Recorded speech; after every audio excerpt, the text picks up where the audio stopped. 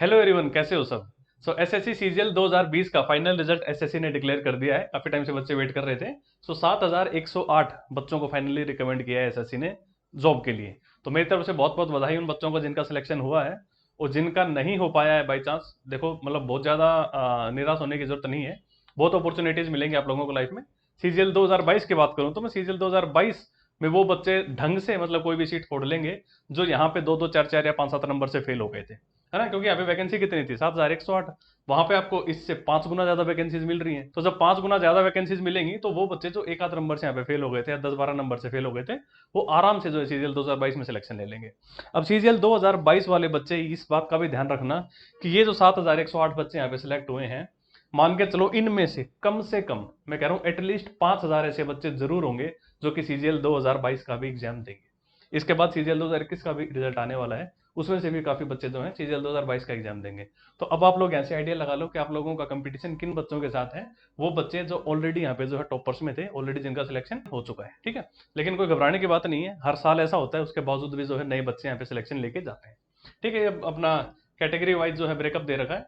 यूआर के cut off जो qualify किए बच्चों ने वो है 2924 बच्चे जो यूआर के कट ऑफ को क्वालिफाई कर गए हैं। और इन 2924 में 236 ईडब्ल्यूएस के हैं, 4 एससी, 3 एसटी और 309 ओबीसी के भी ऐसे बच्चे हैं जो कि यूआर से क्वालिफाई हो रहे हैं, ठीक है। तो इसके बाद देखो, अगर मेन कट ऑफ की बात करें तो दो चार चीजें जो अपनी मेन हम लोग देखते हैं। सबसे पहले एक्साइज इंस्पेक्टर, जिसकी कोड है आई थिंक B23, यानी एक्साइज इंस्पेक्टर जनरल कैटेगरी की गई है 559.35, यानी आप ऑलमोस्ट 560 नंबर कह सकते हो। और यहीं पे इसकी जो ओबीसी की कट ऑफ गई है, ईडब्ल्यूएस की गई है 532 और ओबीसी की गई है 527। ठीक है, तो मतलब ओबीसी अगर आपका कैटेगरी होती है तो ऑफकोर्स यार, अगर आप जनरल से नहीं हो तो थोड़ा आपको एज मिल जाता है। थोड़े बहुत मतलब अगर आपके कम नंबर आ रहे हैं जनरल से तो बात बन जाती है, कवर अप हो जाता है। इसके बाद अपना आता है टैक्स असिस्टेंट, जो आप बोलते हो भाई इनकम टैक्स डिपार्टमेंट के अंदर, वो होती है D51। सो D51 की जो कट ऑफ गई है जनरल कैटेगरी की, वो है 530। तो हर साल ऐसा ही होता है, आपको पता है कि टैक्स असिस्टेंट जो जनरल कैटेगरी से लगता है उसकी कट ऑफ जो है हमेशा कुछ ना कुछ ज्यादा ही होती है जो ओबीसी या फिर किसी भी और कैटेगरी से एक्साइज इंस्पेक्टर लगते हैं।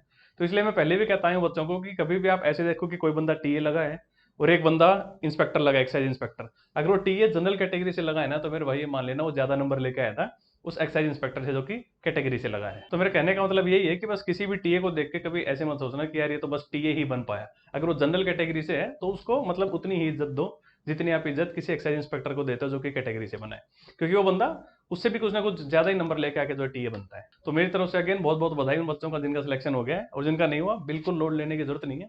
हाँ, आई एग्री, थोड़ी निराशा होती है ना, आप फील करते हो कुछ टाइम के लिए। और जो सीजीएल 2022 के बच्चे हैं, आज देखो सबसे बड़ा मोटिवेशन का दिन आप लोगों के लिए आज होगा। हर जगह देखोगे कोई बच्चा लिखेगा selected excise inspector, selected income tax inspector, कोई लिख देगा सिलेक्टेड एनजेएसओ, सिलेक्टेड डबल एओ। हर जगह आप आज के टाइम जो है फेसबुक पे देखोगे मतलब कि सिलेक्शन ही सिलेक्शन आपको नजर आएंगे। तो आज मतलब आप फील करके देखो, आज से 1-1.5 साल के बाद जब सीजीएल 2022 का फाइनल रिजल्ट आएगा उस टाइम पे आप भी जो है मतलब इस लायक हो कि मतलब आप भी फिर कुछ ना कुछ लिखो कि भाई सिलेक्टेड है दिस, ठीक है। तो अच्छी अपॉर्चुनिटी है भाई सीजीएल 22 वाले। यहाँ पे देखो यार 7000 वैकेंसीज, मतलब ये भी देख लो कितनी बड़ी लिस्ट है। तो आप मान के चलो इससे भी जब 4-5 गुना ज्यादा वैकेंसीज की जो लिस्ट होगी उसमें जो है मतलब जो फाइनल रिजल्ट आएगा तो मतलब कितनी लंबी वो लिस्ट होगी। तो ट्राई करो कि उस लिस्ट के अंदर आपका नाम हो, ठीक है। और उस लिस्ट के अंदर नाम तभी आएगा जब थोड़ी सी मेहनत करोगे, है ना। मतलब कोई बहुत ज्यादा भी ऐसा एसएससी ये नहीं मांग रही, कोई यूपीएससी तो है नहीं कि आप पढ़ोगे कुछ और आ जाएगा कुछ।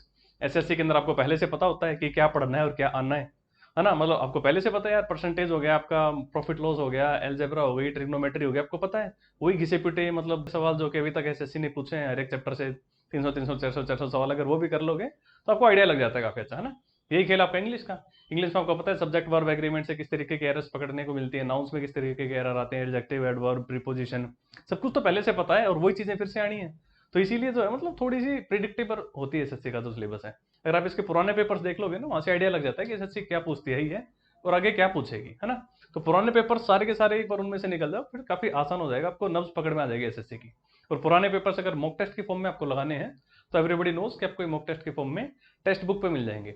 टेक्स्ट बुक में अगर आप 1 ईयर का पास लेते हो भाई कोड लगा के, BHAI भाई कोड लगा के लेते हो, तो आपको मैक्सिमम जो भी उस टाइम का डिस्काउंट अवेलेबल होगा वो मिल जाएगा, और प्लस एक एडिशनल 10% का डिस्काउंट भी मिल जाएगा। ठीक है, तो आप टेक्स्ट बुक के मॉक्स में आप पुराने जितने एसएससी का तक पेपर आए हैं वो सारे के सारे ट्राई करो, मॉक्स की फॉर्म में लगाओ, देखो कहाँ पे क्या गलतियां कर रहे हो, उन गलतियों से सीखो, आगे बढ़ो, अगला मॉक लगाओ, फिर ट्राई करो क्या वो गलतियां रिपीट ना करो जो पिछले मॉक में हो चुकी हैं, ठीक है। हर एक मॉक से कुछ ना कुछ सीखो और अपने स्कोर को धीरे धीरे इंप्रूव करो। एक टाइम ऐसा आता है कि जब आपका स्कोर जो है मतलब स्टक हो जाता है कि मतलब मॉक टेस्ट में आपका स्कोर बढ़ नहीं रहा होता, वही आपका 100 110 के आसपास फ्लक्चुएट करने लगता है। तो उससे आप आगे तभी बढ़ पाओगे जब आपका सिलेबस कंप्लीट होगा, कॉन्सेप्ट सारे क्लियर होंगे। उसके बाद जब जब भी आप मॉक लगा रहे हो तो उस मॉक से कुछ ना कुछ सीख रहे हो, है ना। तो अच्छे मॉक्स हैं, आप मतलब अगर सारे के सारे मॉक्स में से निकल जाना, भाई कोड लगा के मैक्सिमम डिस्काउंट जो भी है अवेल कर लेना, ठीक है। तो जैसे मैं पहले भी कहता आया हूँ कि भाई एक बार कैसे भी करके गवर्नमेंट डिपार्टमेंट के अंदर एंटर हो जाओ। जैसे अब ये बंदे, ये जो 7,000 बंदे हैं, ये जो अब गवर्नमेंट डिपार्टमेंट के अंदर एंटर हो गए हैं, अब इनका एक अलग ही लेवल का कॉन्फिडेंस होगा। इन 7,000 में से भी आप मान के चलो सिर्फ 2-3 हज़ार ही ऐसे होंगे जो कि पहली बार जॉब ले रहे होंगे। मतलब शायद 2-3 हज़ार या मतलब 3-4 हज़ार ऐसे बच्चे होंगे जिनको पहली बार नौकरी मिल रही होगी। बाकी ऐसे बच्चे होंगे जो कि ऑलरेडी कहीं ना कहीं सिलेक्टेड थे, और या फिर जो कि किसी अच्छी खासी आईटी कंपनी या किसी मतलब अच्छी कंपनी को छोड़ के प्राइवेट में अब वो यहाँ पे आए होंगे, है ना।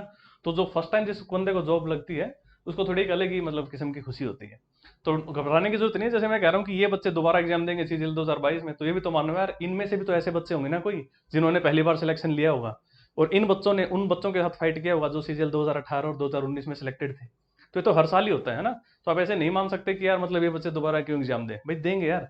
मतलब कोई बच्चा जो टीए बना होगा किसी दूसरे स्टेट में, वो ट्राई करेगा दोबारा टीए बन जाए अपने स्टेट के आसपास। जो बच्चा इंस्पेक्टर बना होगा कहीं साउथ में, वो ट्राई करेगा कि मैं नॉर्थ में आ जाऊँ, चाहे टीए बन जाऊँ चाहे इंस्पेक्टर बन जाऊँ। इस तरीके से होते हैं। कोई इनकम टैक्स इंस्पेक्टर बना होगा, वो ट्राई करेगा कि मैं एमईए ले लूँ। जो यहाँ पे एमईए जिसने ली होगी वो ट्राई करेगा कि इस बार मैं इनकम टैक्स इंस्पेक्टर ले लूँ। तो इस तरीके से लोग मतलब करते हैं, और ये चीजें किसी के कंट्रोल में नहीं है। आप कुछ कर नहीं सकते, मतलब आप भीख नहीं मांग सकते किसी से कि यार मतलब दोबारा फॉर्म मत भर, या तेरे को तो मिल गई तो दोबारा क्यों ले रहा है। मतलब संविधान ने उनको हक दिया, और प्लस हर एक इंसान को आगे बढ़ने का हक है ना। तो मतलब अपनी मेहनत से कर रहे हैं, जो भी कर रहे हैं, आपको भी जो है मेहनत करके मतलब अपनी एक सीट पक्की करनी है, कर सकते हो, कोई बड़ी बात नहीं है। इन लोगों ने की है, जब ये कर सकते हैं तो आप क्यों नहीं कर सकते। डेफिनेटली की जा सकती है, बस थोड़ी सी मेहनत की जरूरत है, और वो आप कर ही रहे हो फिलहाल, है ना। और ये तो सबसे बड़ी बात है, मतलब इन लोगों के पास तो टीयर 1 क्वालिफाइंग भी नहीं था। सीजीएल 2022 वालों के पास टीयर 1 जो है वो क्वालिफाइंग नेचर का है।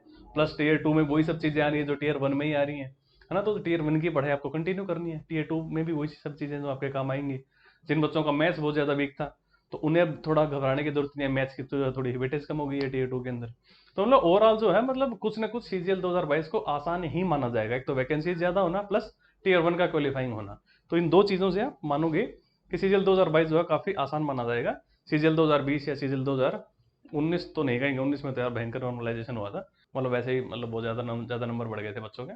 सीजीएल 20 या 21 से कंपेयर करोगे तो आपका 22 जो है काफी आसान ही रहेगा, ठीक है। आसान है, कर सकते हो, और करना भी चाहिए। तो चलो लास्ट 1 महीना बचा है आप लोगों के पास, अपना मैक्सिमम जितना मतलब आउटपुट दे सकते हो उतना करो इसके अंदर। तो चलो फिर मेरी तरफ से बेस्ट ऑफ लक, मिलते हैं नेक्स्ट वीडियो में। टाटा, टेक केयर, बाय बाय।